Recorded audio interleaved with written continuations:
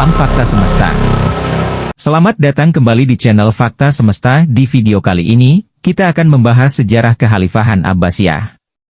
Sejarah masa keemasan dan akhir kekuasaan. Jangan lupa like, subscribe, dan tekan lonceng notifikasi agar tidak ketinggalan konten menarik berikutnya. Assalamualaikum warahmatullahi wabarakatuh. Kekhalifahan Abbasiyah atau Bani Abbasiyah adalah kekhalifahan ketiga Islam untuk meneruskan Nabi Muhammad SAW. Kekhalifahan ini didirikan oleh dinasti keturunan dari paman Nabi Muhammad SAW, Abbas bin Abdul Muttalib tahun 566 hingga 652 Masehi. Dinasti Abbasiyah memerintah sebagai khalifah di Baghdad, Irak, setelah menggulingkan kekhalifahan Umayyah dalam revolusi Abbasiyah pada 750 Masehi. Khalifah Abbasiyah memindahkan ibu kota pemerintahan dari Damaskus ke Baghdad. Selama 5 abad pemerintahannya, kekhalifahan ini berhasil menjadikan dunia Islam sebagai pusat pengetahuan dunia. 1. Revolusi Abbasiyah. Kekhalifahan Abbasiyah berusaha menggulingkan kekhalifahan Umayyah karena mengklaim sebagai penerus sejati Nabi Muhammad SAW, berdasarkan garis keturunan mereka yang lebih dekat. Pemberontakan yang dilakukan Bani Abbasiyah didukung oleh sebagian besar orang Arab yang dirugikan dengan tambahan faksi Yaman dan Mawali mereka. Muhammad bin Ali, cicit dari Abbas, kemudian mulai menjalankan kampanye untuk mengembalikan kekuasaan pemerintahan kepada keluarga Bani Hashim di Parsi pada masa pemerintahan Khalifah Umar II. Pada masa pemerintahan Khalifah Marwan II, pertentangan mereka semakin memuncak. Akhirnya pada tahun 750 Masehi, Abu al-Abbas al-Saffah berhasil meruntuhkan dinasti Umayyah dan kemudian dilantik sebagai khalifah. 2. Masa pemerintahan dan puncak keemasan. Selama masa pemerintahannya, Kekhalifahan Abbasiyah menerapkan pola pemerintahan yang berbeda-beda, sesuai perubahan politik, sosial, dan budaya. Kekuasaan dinasti ini berlangsung selama 5 abad, yakni dari tahun 132 Hijriah atau 750 Masehi sampai 656 Hijriah atau 1258 Masehi. Para ahli biasanya membagi masa pemerintahan Bani Abbasiyah menjadi 5 periode, sebagai berikut. Periode pertama, 750 Masehi hingga 847 Masehi, disebut periode pengaruh Persia pertama. Periode kedua, 847 Masehi hingga 945 Masehi, disebut periode pengaruh Turki pertama. Periode ketiga, 945 Masehi hingga 1055 Masehi, masa kekuasaan dinasti Bani Buaih dalam pemerintahan Khilafah Abbasiyah, disebut juga masa pengaruh Persia kedua. Periode keempat, 1055 Masehi hingga 1194 Masehi, masa kekuasaan Daulah Bani Seljuk dalam pemerintahan Khilafah Abbasiyah, disebut juga dengan masa pengaruh Turki kedua. Periode kelima, 1194 Masehi hingga 1258 Masehi, masa Khalifah bebas dari pengaruh dinasti lain, tetapi kekuasaannya hanya efektif di sekitar Baghdad dan diakhiri oleh invasi dari bangsa Mongol. Sementara pemimpin yang berhasil membawa kekhalifahan Abbasiyah pada masa keemasannya adalah sebagai berikut. Al-Mahdi dari tahun 775 hingga 785 Masehi. Al-Hadi dari tahun 775 hingga 786 Masehi.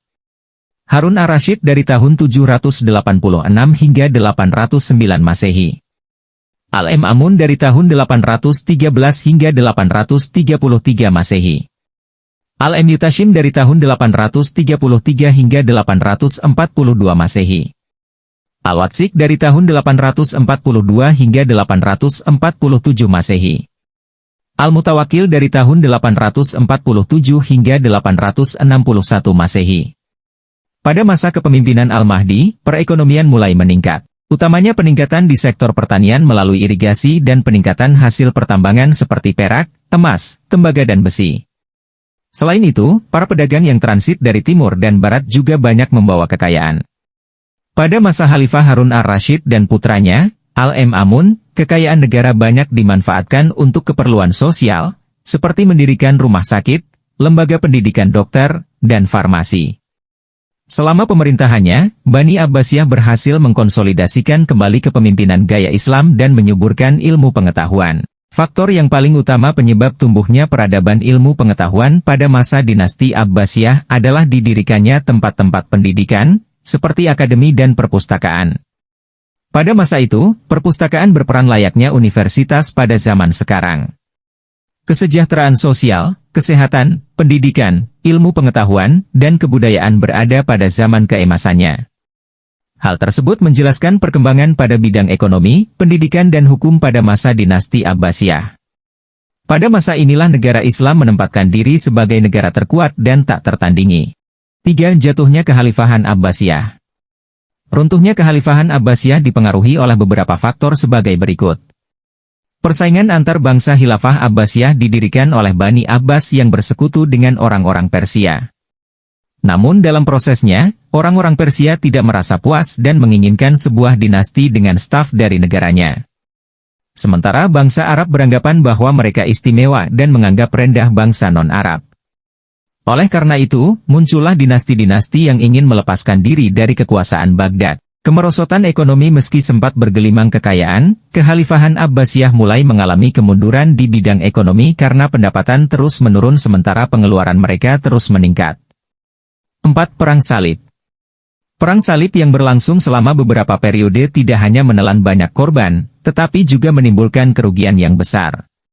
Serangan bangsa Mongol dan jatuhnya Baghdad pada tahun 1258 Masehi, tentara Mongol yang berkekuatan sekitar 200.000 orang menyerang Baghdad. Penguasa terakhir Kekhalifahan Abbasiyah benar-benar tidak berdaya membendung tentara Mongol sebanyak itu. Jatuhnya Baghdad ke tangan bangsa Mongol secara otomatis mengakhiri kekuasaan Bani Abbasiyah. Demikianlah ulasan kita mengenai sejarah Kekhalifahan Abbasiyah. Sejarah, masa keemasan, dan akhir kekuasaan. Jangan lupa bagikan pendapat kalian di kolom komentar. Sampai jumpa di video berikutnya, dan terima kasih telah menonton. Jangan lupa like, subscribe, dan nyalakan loncengnya, agar tidak ketinggalan kisah-kisah lainnya. Terima kasih telah menyaksikan. Salam Fakta Semesta.